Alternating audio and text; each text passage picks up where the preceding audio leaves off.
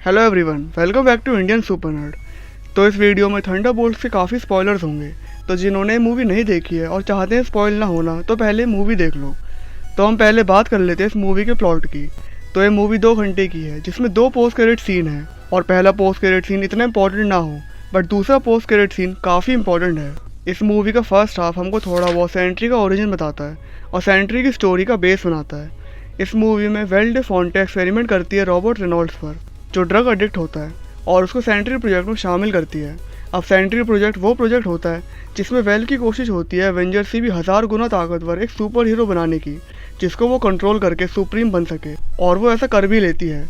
वो Robert Reynold को एक काफ़ी पावरफुल सुपर हीरो बना देती है, जिसका नाम है सेंट्री। और मज़े की बात यहाँ पर यह है कि इस बंदी को खुद नहीं पता होता है कि इसका सेंट्री प्रोजेक्ट सक्सेसफुल हो चुका है। और जो ये सेंट्री प्रोजेक्ट था ये इलीगल होता है, जिसकी वजह से well time to time Ghost, Yelena, John Walker और टास्क मास्टर से अपनी लैब्स को डिस्ट्रॉय करवा देती है, ताकि सेंट्री प्रोजेक्ट के कोई सबूत ही ना बचे। और ये चारों वेल के लिए काम करते हैं, बट जब एंड में यही चारों बचते हैं जिनको वेल के बारे में पता था कि वेल कुछ तो इलीगल एक्सपेरिमेंट कर रही है, तो वेल बड़ी चालाकी से इन चारों को मारने के लिए इन चारों को ही मिशन दे देती है एक दूसरे को मारने का। और वहाँ गोस्ट टास्क मास्टर को टपका देती है। और वहीं पर मुलाकात होती है इन तीनों की बॉब से, जो सेंट्री है, जिसको खुद नहीं पता है कि अभी वो सेंट्री है। फिर ये चारों बिना स्पाइडरमैन की पावर्स के बिना दीवारों पर चढ़कर उस लैब से निकलते हैं, जहाँ वहाँ बॉब जब फिजिकल कॉन्टैक्ट करता है जॉन और येलेना से, तो बॉब इनको इनके सबसे डार्केस्ट ड्रीम्स दिखाता है, जिससे इनको डर लगता था। फिर जब वेल को पता चलता है कि गोस्ट, जॉन और येलेना ने एक दूसरे को नहीं मारा, तो वो वहाँ पूरी फौज लेकर पहुँचती है, जहाँ से तीनों तो भाग जाते हैं। बट बॉब वहाँ सोल्जर्स को डिस्ट्रैक्ट करने की वजह से पकड़ा जाता है, और वो वहाँ 1000 गोलियां लगने पर भी नहीं मरता, और वो उड़कर आसमान से वापस नीचे एक मीटियोर की तरह गिरता है। फिर वेल बॉब को अपने साथ ले जाती है वॉच टावर पर, जो पहले एवेंजर्स टावर था। वहाँ वेल बॉब को मैनिपुलेट करती है कि मैं तुम्हारे साथ हूँ वगैरह वगैरह। अब यहाँ पर बॉब का डार्केस्ट डर यही था कि उसको अकेले रहने से डर लगता था, तो वेल बॉब को सेंट्री में बदल देती है, सिर्फ उसको सेंट्री का लुक देकर। बॉब पर एक्सपेरिमेंट तो पहले से ही हो चुका था। और यहाँ पर मूवी में बकी बार्न्स की एंट्री होती है, जो वॉकर, रेड गार्डियन, येलेना और गोस्ट को ढूंढता है, ताकि ये सब कोर्ट में वेल के अगेंस्ट गवाही दे, जो भी वेल सेंट्री प्रोजेक्ट कर रही थी। बट वेल की असिस्टेंट बकी को बता देती है कि वेल सटक चुकी है और सेंट्री को कंट्रोल करना चाहती है। फिर ये थंडरबोल्ट्स की टीम वॉच टावर जाते हैं, जहाँ सेंट्री वेल के कहने पर इन 5 लोगों को, जिनमें 3 सुपर सोल्जर्स थे, एक ब्लैक विडो और एक गोस्ट, 1 मिनट के अंदर इतना मारता है कि ये 5 लेजेंड जिस लिफ्ट से आए थे वहीं से भाग जाते हैं।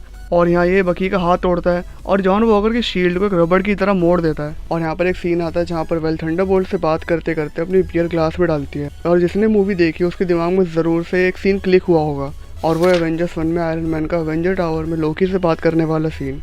फिर जब सेंट्री को रियलाइज़ होता है कि मैं सारे एवेंजर्स से पावरफुल हूँ, तो मेरे को एक इंसान से ऑर्डर लेने की क्या ज़रूरत है, तो सेंट्री वेल को ख़त्म करने वाला होता है। बट वेल की असिस्टेंट वेल को बचा लेती है। पता नहीं कोई स्विच बनाया था वेल ने सेंट्री को इमरजेंसी में शट डाउन करने के लिए।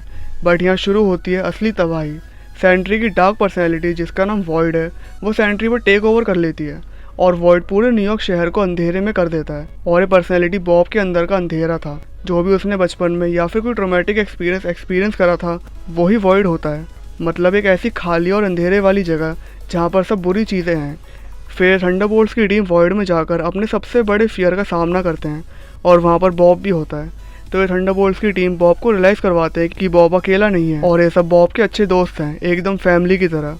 और यहाँ पर येलेना का through out the movie Bob के साथ एक काफ़ी अच्छा कनेक्शन बन जाता है।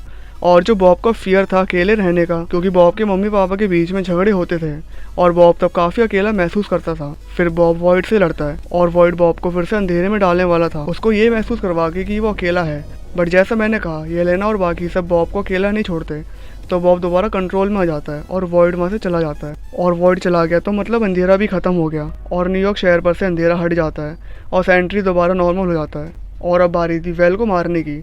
तो वेल या थंडरबोल्ट से बचने के लिए प्रेस कॉन्फ्रेंस के सामने थंडरबोल्ट्स को द न्यू एवेंजर्स घोषित कर देती है, और थंडरबोल्ट्स वेल को मीडिया के सामने नहीं मार सकते थे, तो येलेना वेल से कहती है कि तुझे तो बाद में देखेंगे। और ये थंडरबोल्ट्स ऑफिशियली एवेंजर्स बन जाते हैं और काफ़ी पॉपुलर भी हो जाते हैं।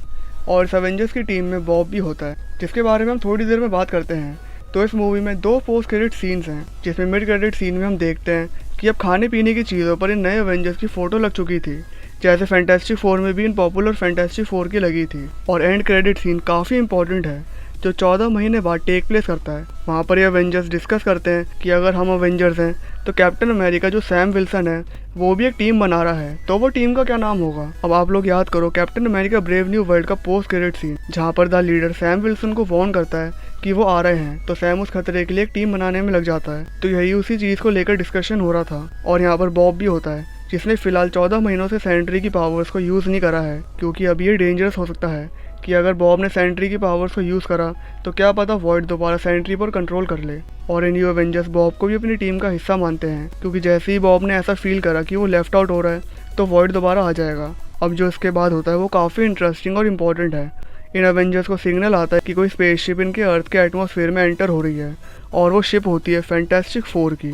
तो भाई लोग फैंटास्टिक फोर इंट्रोड्यूस हो चुके अर्थ 616 में, जब Marvel Cinematic Universe take place करता है। और फैंटास्टिक फोर का शिप अर्थ 616 में दिखने का मतलब है कि फैंटास्टिक फोर की अर्थ बर्बाद हो चुकी है गैलेक्टस के द्वारा। अब जिसको ये समझ में नहीं आ रहा है कि किस अर्थ की बात चल रही है, तो शॉर्ट में इतना समझ लो कि करोड़ों से भी ज़्यादा यूनिवर्स एग्जिस्ट करते हैं। तो इसका मतलब करोड़ों से भी ज़्यादा एक सुपर हीरो के अलग अलग वेरिएंट हर यूनिवर्स में एग्जिस्ट करते हैं। फॉर एग्जांपल जो मैंने 2 स्पाइडरमैन की मूवीज एक्सप्लेन करी है, टोबी मैगवायर और एक एंड्रू गारफील्ड, ये दोनों स्पाइडरमैन ही होते हैं, बट अपने अपने यूनिवर्स के। और फैंटास्टिक फोर अलग यूनिवर्स में टेक प्लेस करती है। तो फैंटास्टिक फोर मूवी में ऐसा होगा कि फैंटास्टिक फोर गैलेक्टस से लड़ेंगे, बट एंड में फैंटास्टिक फोर गैलेक्टस को रोक नहीं पाएंगे उनके प्लेनेट को डिस्ट्रॉय करने से, जिससे फैंटास्टिक फोर स्पेसशिप से निकलकर वहाँ से चले जाएंगे और यहाँ एंटर होंगे अर्थ 616 में, और यहाँ से कंटिन्यू होगी अवेंजर्स डूम से। तो ये वीडियो यहीं तक थी। वीडियो अच्छी लगी हो तो लाइक एंड सब्सक्राइब करना मत भूलना।